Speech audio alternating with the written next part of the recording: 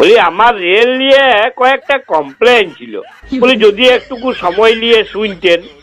হ্যাঁ বলুন, আপনার কি কমপ্লেন আছে? और अभी तो रुको, क्लाइमैक्स अभी बाकी।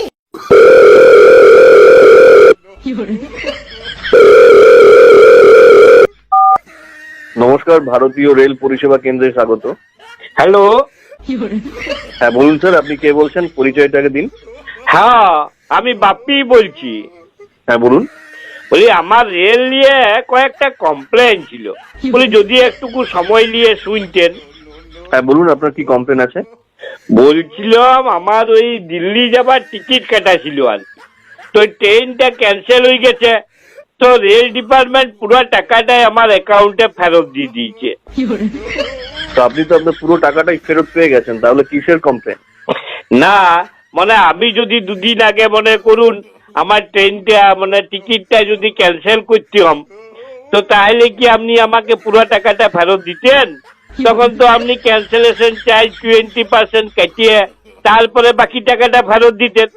তাহলে আপনারা যখন ট্রেনটা ক্যান্সেল করলেন, তাহলে আমাকে 20% টাকা কেন বেশি দিবেন নাই? না, আমাদের ট্রেনের ডিপার্টমেন্টে তো এরকম কোনো নিয়ম নেই স্যার।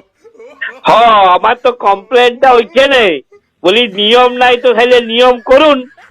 যাত্রীদের জন্য একরকম নিয়ম আর আপনাদের নিজেদের জন্য একরকম নিয়ম, এটা তো ঠিক নয়।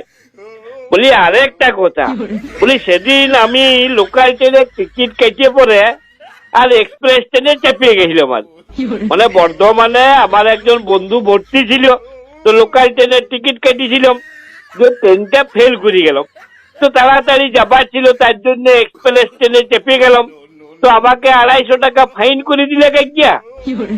হ্যাঁ তো সে তো করবেই। লোকাল ট্রেনের টিকিট কেটে এক্সপ্রেস ট্রেনে চেপে আপনি কম সময়ে যাবেন, তো সেটা তো ফাইন দিতেই হবে। হ্যাঁ নিশ্চয়ই দিব, নিশ্চয়ই দিব, কেন দিব নাই? কিন্তু যখন আপনাদের এক্সপ্রেস ট্রেন লোকাল ট্রেনের থেকেও আস্তে আস্তে যাবে, সিগন্যালে ঘন্টার পর ঘন্টা দাঁড়াই থাকবে, 10 ঘন্টার সময়ের ট্রেন 15 ঘন্টায় পৌঁছাবে, বলি তখন আপনারা প্যাসেঞ্জারকে ফাইন দিবেন তো? আমি তো আগেই বললাম স্যার, আমাদের এরকম কোনো নিয়ম নেই। আর তাছাড়া লাইনের সমস্যা হলে দেরি তো হতেই পারে। এই বাবারি, বেশ বইছেন মশাই। বলি আপনাদের সমস্যাটাই সমস্যা, আর আমাদের সমস্যাটার কোনো দাম নাই। বেশ ব্যবসা খুলেছেন মশাই আপনারা। আচ্ছা আরে একটা কথা বলুন দেখি, বলি বেশি টাকা রোজগার করার জন্য আপনারা ট্রেনের সিট গুলা খুব ব্ল্যাক করে দিচ্ছেন। কি বলতে চাইছেন? সিট ব্ল্যাক করা হচ্ছে মানে? মানে আমি ভেলোর যাব বলে 2 মাস আগে থেকে টিকিট কেটে রেখেছিলাম, তো ওয়েটিং লিস্টে আমার নাম ছিল, আর 2 মাস পরেও সেই ওয়েটিং লিস্টেই নাম, আমার টিকিট আর কনফার্ম হয় নাই। আর এদিকে আমার বন্ধু তেবড়া এই 2 দিন আগে বুঝলেন বেশি টাকা দিয়ে টিকিট কেটে আপনার চলে গেলেন ভেলোর, বলে আপনারা তৎকালের নামে সিটগুলাকে ব্ল্যাক করে দিলেন। এটা যাত্রীদের সুবিধার জন্য করা হয়। হঠাৎ যদি কারো এমার্জেন্সি কোথাও যাবার দরকার হয়, সেই জন্য রেলের তরফ থেকে সুবিধাটা দেওয়া হয়। ই বাবারি, বেশ বইছেন মশাই আপনারা। বলি এমার্জেন্সি দরকারটাই দরকার, আর যা 2 মাস আগে থেকে দরকার সেই দরকারটা দরকার নয়। মনে বলতে চাইছেন আপনাদের ট্রেন, আপনাদের লাইন, আপনারা যা আইন করবেন তাই মানিয়ে নিতে হবে। আচ্ছা আরে একটা কথা বলুন দেখি। বলুন বলুন, আপনার কি বলার আছে তাড়াতাড়ি বলুন তো। বলি ওই রাস্তা দিয়ে বটবটিতে যেতে যেতে ওই লেভেল ক্রসিং এ আটকে পরে দেখেছি আপনাদের ওই বড় বড় সাইন বোর্ডে বড় বড় সব ফাঁকি লেখা আছে যে যদি কেউ রেল গেট ভেঙিয়ে দেয়, যদি কেউ রেল গেট খুলিয়ে দেয়, যদি কেউ কর্তব্যে বাধা দেয়, তাহলে তার জরিমানা হইতে পারে, জেল হইতে পারে, জেল জরিমানা দুটাই হইতে পারে।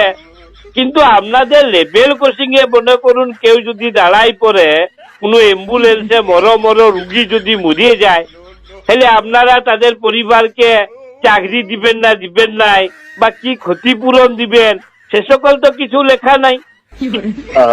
দেখুন, ট্রেন নিজের ট্র্যাকে চলে, তাই ট্রেন যাতায়াতের সময় ট্রেনের ট্র্যাক কিন্তু ক্লিয়ার রাখতেই হবে।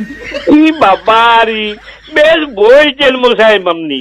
তার মানে আপনি বলতে চাইছেন অ্যাম্বুলেন্সটা মাঠের আড়িয়ে চলে নাকি? নাকি অ্যাম্বুলেন্সটা রাস্তায় চলার জন্য ট্যাক্স দেয় না? বলি আপনারা রাস্তার উপরে রেল লাইন পেয়েছেন, তাতে আবার বড় বড় আইনের কথা লিখে দিয়েছেন। বলি যার ঘর তার ঘর লয়, আর ঘর জামাইয়ের পালঙ্ক। আহা, কি আনন্দ, সতীনের একটা বেটা হইছে। আপনি কিন্তু এবারে মাত্রা ছাড়িয়ে যাচ্ছেন। আমি ফোনটা রাখছি। দাঁড়ান। বলি আরো একটা জিনিস বলুন দেখি। বলি এই ফার্স্ট প্যাসেঞ্জার ট্রেন গুলোকে আপনারা কোন আক্কেলে সুপার ফাস্ট নাম দিয়ে ভাড়াগুলো 3-4 গুণ বাড়াই দিলেন? দেখুন, আপনি কিন্তু ভুল বলছেন। আগে সঠিক তথ্য জানুন, তারপর কথা বলবেন। আপনি কি জানেন ওই ট্রেনগুলোর অনেক স্টেশন কমিয়ে যাতায়াতের সময়টাকেও কমিয়ে আনা হয়েছে?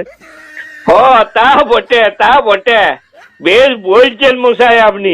মানে আপনি বলতে চাইছেন যদি আমি আমার বউকে হিল তুলা জুতো আর বকল কাটা ব্লাউজ পরাই দিই, তাহলে আমার বুড়ি বউটাও মিস ইন্ডিয়া হয়ে যাবে? ও ডিসগাস্টিং! আপনার সাথে ফালতু কথা বলার সময় নেই, আপনি রাখুন তো ফোনটা। দাঁড়ান। আর একটা কথা বলি, সেদিন ট্রেনে চেপে কিন্তু আমি সত্যিকারে একদম বোকা বুনিয়ে গেছি। মানে একদম নগদ 1,500 টাকা ফাইন দিয়েছি, বুঝলেন? কি ব্যাপারে?